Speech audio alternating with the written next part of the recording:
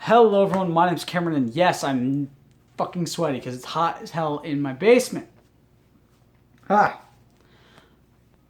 So, today, as the title reads, you guys can probably tell, if I don't drop my mouse, that we are doing the WWE Clash of Champions 2019 predictions. Yes, predictions are for me and Jesse. As always, my voice is so fucking hoarse. I knew I should grab a drink before I fucking came down here. I sweat getting my eyes. Give me a sec, guys. Okay, much better. So, we're going to start off with the men's singles match with Eric Rowan versus Roman Reigns. Me and Jesse have both gone for Roman Reigns because, obviously, this feud it could have been done so much better if they had skipped over all the bullshit with the fake Rowan-looking guy and the fake video that was obviously not the original video with Rowan superimposed into it, basically. They could have done this a lot fucking better. But yeah. On to the SmackDown Women's Championship match, Bayley versus Charlotte Flair. We both think, because it's in Charlotte, North Carolina. Now, there's a weird history with places, with a match in someone's hometown and stuff like that. So it's kind of weird. Sometimes you win, sometimes they don't. It's back and forth. But more often than not, they do lose. But we are both going for Charlotte Flair to get a 10-time reign. We think that's the big reason Bayley turned heel is because it's going to be in Charlotte, and obviously Charlotte, North Carolina is not going to boo the Queen. They're not going to boo someone from Charlotte. So we think they're kind of shifting it to where Charlotte's face, Becky's face, and then Sasha and Bayley are heel. But yeah, so we have Charlotte Flair winning that one. For the Raw Tag Team Championship match, we have Rollins and Strowman versus Rude and Ziggler. We've both gone for Rude and Ziggler. We're not sure how well this is going to be, but kind of both of us think someone's going to turn on the other somewhere along the lines of this match. And for those of you wondering why are Rude and Ziggler paired up, apparently it's so Robert Roode can get some of his fan support back. They're trying to get him popular again by pairing him with Dolph fucking Ziggler.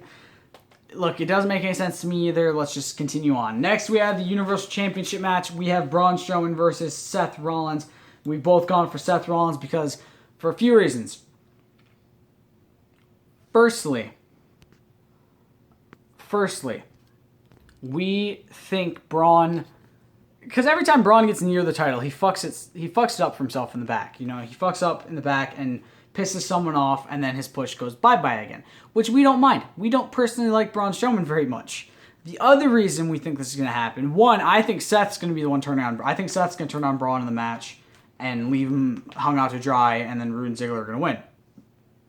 I get Seth's the babyface and Braun's technically heel. I don't know. I'm not sure. However, I do think it'd make more sense if Seth did it. Because, I don't know. That's where I'm coming from. I think that might be what happens. Maybe Strowman eats a super kick, and then glorious DDT. Or Braun betrays Seth, and Seth eats those. I don't know. Either way, I think it's going to be a situation where Seth and Braun are going to lose the titles early on in the night, and then Seth's going to win. We both have Rollins because we think Seth's going to win. And also, if the rumors are true that The Fiend is supposed to be facing one of the two men at Hell in a Cell, we think the feud would be better with Seth. Now, we're not saying Braun isn't okay in the ring. He's pretty decent in the ring. I don't like how he has the same 5 moves, but he's okay in the ring. However, I think the situation where you gotta look at this more is how's it going to be promo-wise. Seth can cut a very good promo when they let him run with it, not like that bullshit. This is all I have left promo from a few months ago. That was just, they've done a lot of terrible fucking promos with Seth in the past few months. But Seth can cut an amazing fire promo whenever they give him the fucking the green light to run with it. So I think Seth and Bray kind of has the bigger thing. Although there's rumors that The Fiend is going to come out, attack them, and then it could potentially be a triple threat Hell in a Cell match. Although there's also rumors that The Fiend is going to be feuding with The Undertaker very soon. Either way, I'm down for this. And Seth Rollins is our choice. Next, we have the WWE Championship match, Kofi Kingston versus Randy Orton. We have both gone for Kingston. Neither of us think it'd be bad if Randy Orton won the title. We think it'd be cool because we both like Randy Orton. We do. A lot of people have kind of said that they'd like for Randy to win it and then kind of hold it till Mania and drop it to maybe a new up-and-coming talent or some younger talent who could really do with a good title win. I like that idea, but I don't know. I could maybe see Andrade versus Orton at Mania, potentially Aleister Black versus Orton at Mania. There's not a whole lot of people that I can see getting put into that situation where they're going to win that. Maybe Buddy Murphy, but you know what I mean? It's kind of difficult to really put someone in that and see it being what WWE wants to go with. I could definitely see them going with Andrade or Black or Murphy, but I definitely think that Kofi winning this, as long as it doesn't lead to Shane McMahon winning the WWE Championship, is the best bet. Next, we have the WWE Cruiserweight Championship Triple Threat match. Now, when I first looked this match up, it was a singles match between Drew Gulak and Humberto Carrillo, and then Lince Dorado got added in. I don't know why. Either way, it doesn't change me and Jesse's pick. We are both going for Drew Gulak. Drew Gulak has really come into his own the past few months, or since he won the title from Buddy Murphy. Was it Buddy Murphy? No, Tony Nese, from Tony Nese. And we really like where he's going, and I think he's on the rise still. Drew Gulak's fantastic, unless they decide that they want to move him to like a main brand and have him go for different titles like they did with Buddy Murphy and Ali. I think Drew Gulak's retaining the title at Clash Champions. I think that's the way to go about it. I think that's the best way to go about it. Because I don't think Lince has a lot of staying power, especially with the other two members of Lucha House Party leaving apparently in a few months. And Humberto Carrillo, as far as I know, is pretty new still. So it'd kind of be weird to have him be the person holding the championship.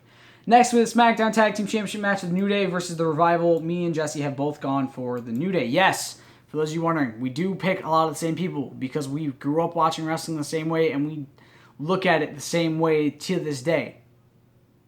The big reason we're going for the New Day, one, we think if they're going to do this, they're going to have either one side win all or lose all. So it's either going to be the Revival and Randy winning or the New Day and Kofi winning. And we think it's going to be the New Day and Kofi because we're still not entirely sure what's going on with the Revival. None of us really know. They haven't really announced anything new of if the Revival's staying or not. So, yeah, it's anyone's bet at this point. So we kind of think that the New Day are going to win. Now, I wouldn't be surprised if the Revival won. It might mean that Randy's definitely winning later in the night, but I wouldn't be surprised. The Revival are a fantastic tag team, and for anyone who says, fuck the Revival or any stupid jokes like that, yes, I said it a lot too because I didn't really watch a whole lot of their matches, but when I started watching their matches, I realized how great in the ring they are. The Revival are fantastic in the ring. They bring back a different style of tag team wrestling that we don't really see nowadays, and I could definitely see them winning the championships, but at the moment, as far as everyone knows, they still have yet to renew their contracts, and that kind of makes it seem like they're going to be gone by the end of the year. Or not year, but the end of their contracts, they're going to be gone. So a title run is probably not something they're going to do. I mean, that title run was beaten by Gallows and Anderson, who only got the title run to kind of, for them to keep their contracts going. And then Gallows and Anderson lost it to Braun Strowman and Seth Rollins.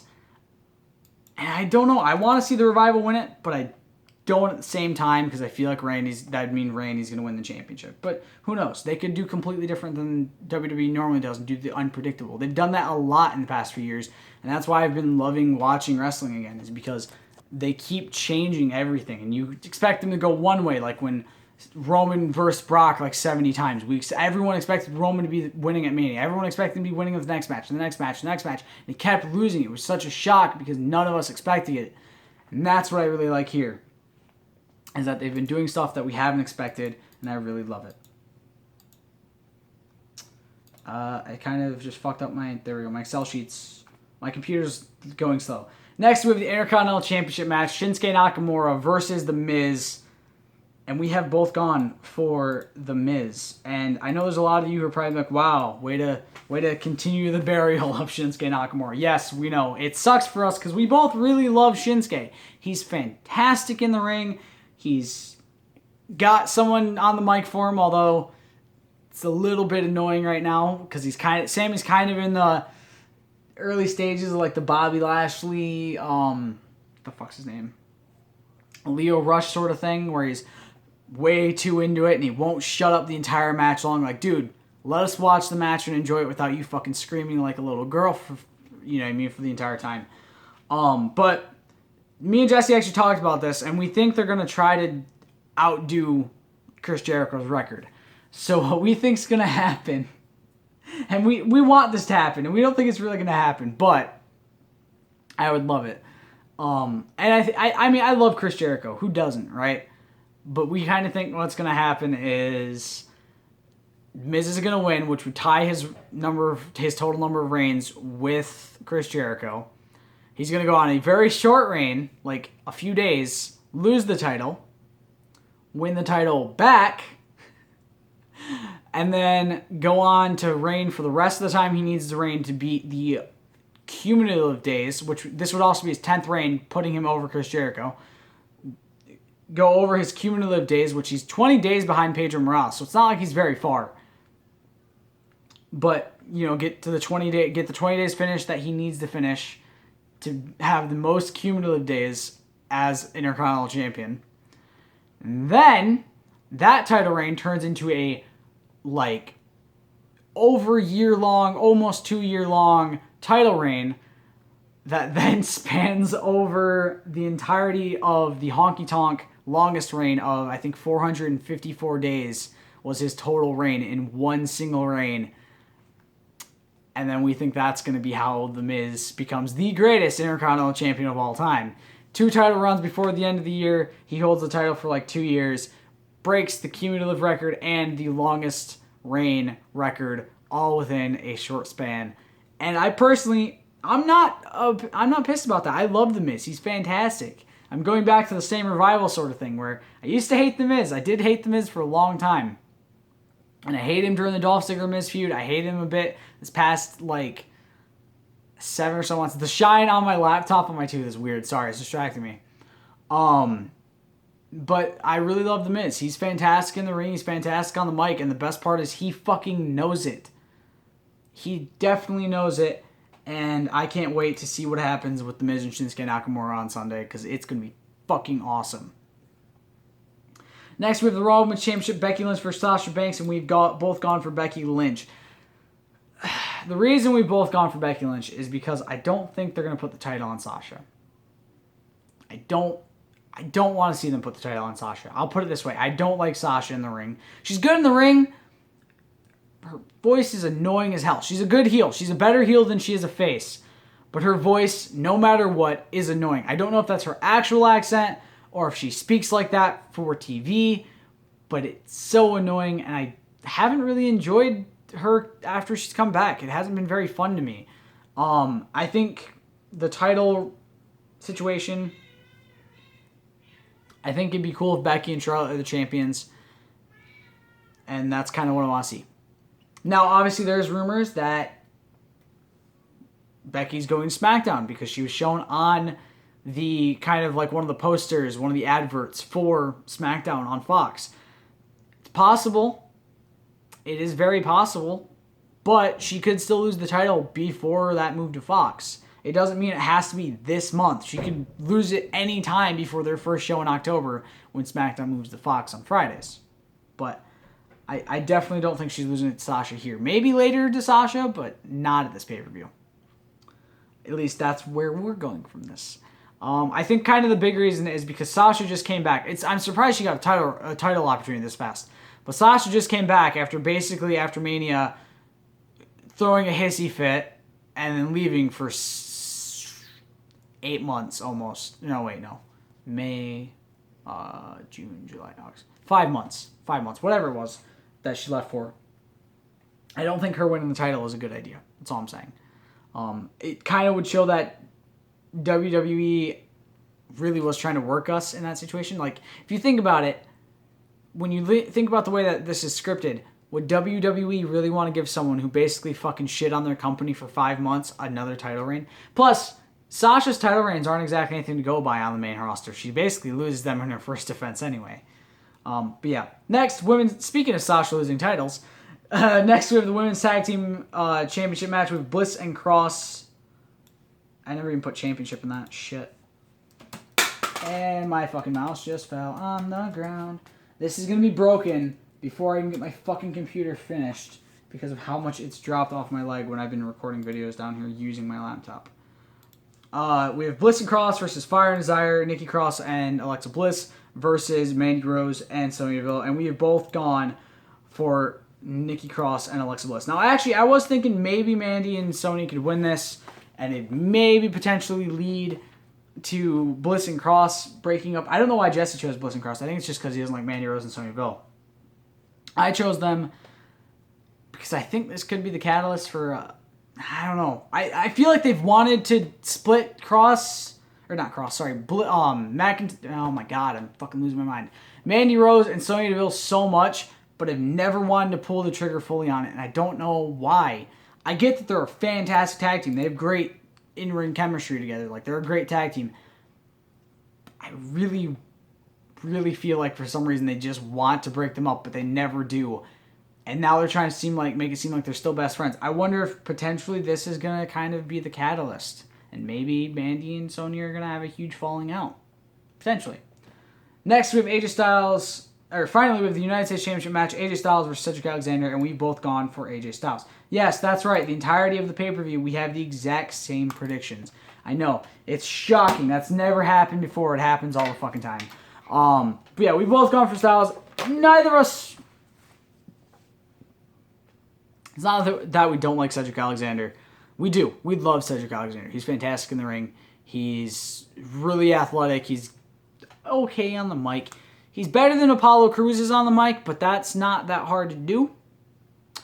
I would love to see Cedric have a main title besides the Cruiserweight Championship. You know, I'd love to see him have a title on the main roster other than the Cruiserweight Championship. But I don't know if they're going to want to have AJ lose the title for this. I don't know. It's difficult to think about because I'd love to see Cedric win this championship. Like, I really would. But I also think AJ with the United States Championship is one of the best fucking things going on Raw right now, and I really don't want to see him lose it. He's a cocky asshole, and that's the AJ Styles I love. I love AJ being the cocky, smarmy, know-it-all fucking asshole that he was in TNA in WWE. I love him coming out there with this, what are you fucking gonna do about it, punk attitude every time he goes into that ring. Knowing damn well he has two people to back him the fuck up no matter what. However, I do think during this match, we are going to see Eric and Ivar, the Viking Raiders, get involved, otherwise known as Hanson and Rao, the War Raiders, because that's the better name and always will be. I think that's going to be, we're going to see them get involved and take out Gallows and Anderson. Either way, it's going to be a fantastic match. I can't fucking wait. These have been the predictions. They will be on my Twitter as usual. If any matches get announced before the pay-per-view, I will update them on Twitter with both mine and Jesse's predictions. The King of the Ring finals was supposed to be on this. If you guys want to know who the King of the Ring finals are, it is Baron Corbin versus Chad Gable. So it looks like the rumors of Chad Gable winning are probably true. I don't know if they were true at the start. I feel like maybe Drew McIntyre was supposed to be the person to win it before he had to go get surgery. But I don't know. But yeah. So that's going to do it for the predictions, you guys. I hope you've enjoyed. Stay golden. Peace.